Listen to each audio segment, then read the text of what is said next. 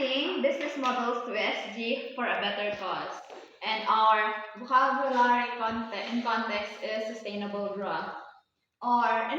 So the main idea of this short paragraph is the evolution of differentiated instruction according to the context. Modern classrooms are more diverse than ever, so teachers will likely have to change their teaching strategy to different learning styles, readiness levels, and personal interests of their students. And the vocabulary in context is a framework that moves away from a one-size fits all teaching model. So, for the critical thinking question, Here. Okay, so today we're going to talk about figure of speech. Who among you here?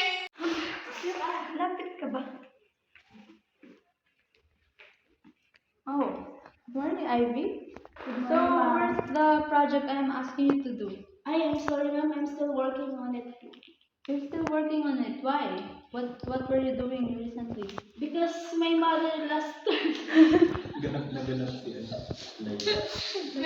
because my mother got sick and no one is there to help her but me because I'm the only child. Wow. But don't worry, ma'am.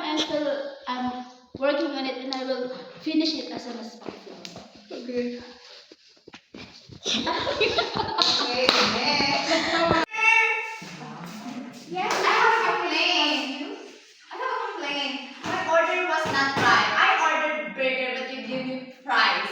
It's not wrong. I don't like it. I want compensation right now. Do you have your receipt with you? Yes. You see that? You made the wrong order. We will process your order right away and please give us a moment. Yes, please. Do you have any other issue inside?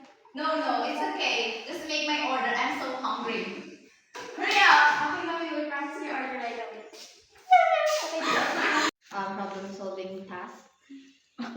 Since my brain was preoccupied with so much problem at this moment, I couldn't think of any example. So I just used the given example here.